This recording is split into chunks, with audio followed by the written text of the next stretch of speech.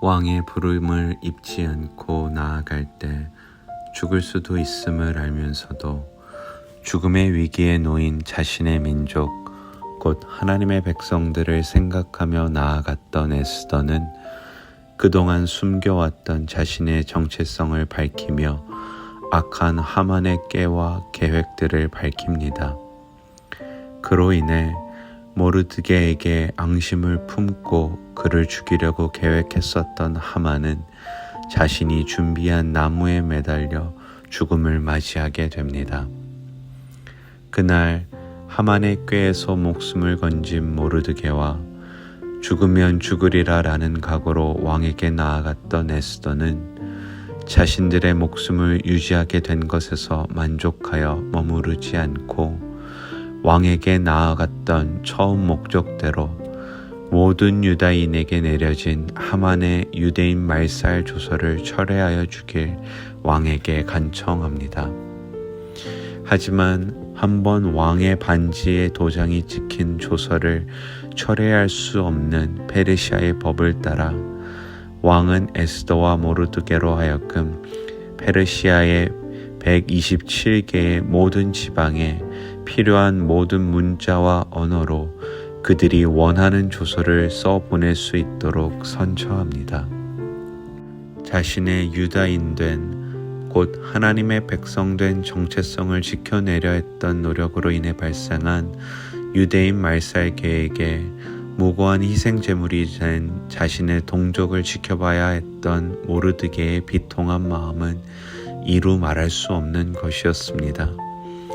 자신의 유익과 만족을 위해서 행한 일도 아니요 자신을 자랑하며 높이려고 행한 일도 아니었으며 포로된 생활 속에서 하나님을 향한 믿음을 지키려고 행했던 일에 대한 결과가 자신과 동족의 죽음이란 사실에 그가 느꼈을 억울함과 답답함 또한 이루 말할 수 없었을 것입니다.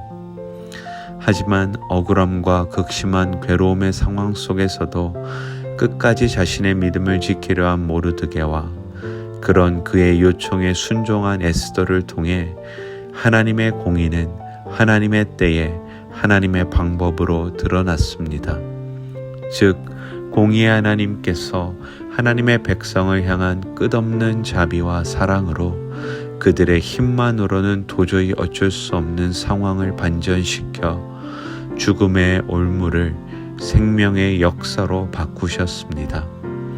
결국 하만이 내렸던 조서의 방법대로 공의의 하나님께서는 하나님의 사랑과 자비하심을 쫓아 세밀하고 세심하게 하나님의 공의를 이루셨습니다.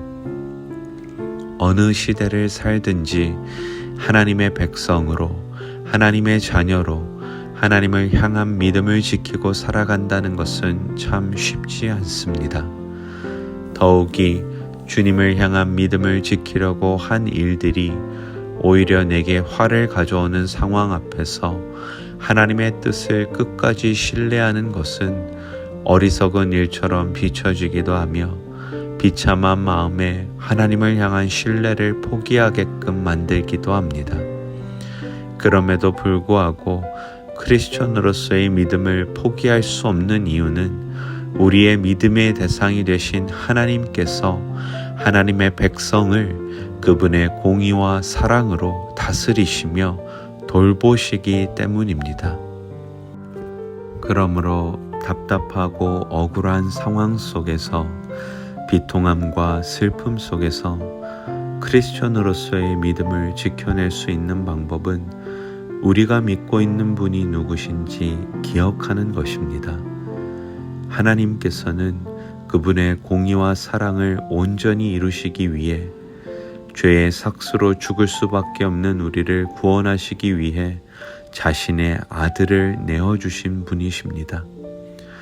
그 사랑을 보여주신 하나님을 믿는 자들에게는 가장 세밀하고 세심한 방법으로 그분의 때에 그분의 섭리를 따라 하나님의 공의를 우리에게 보여주실 것입니다. 그 공의와 사랑의 하나님 한 분만을 의지합시다. 이 시간 이 말씀을 바탕으로 함께 기도하는 시간을 갖도록 하겠습니다.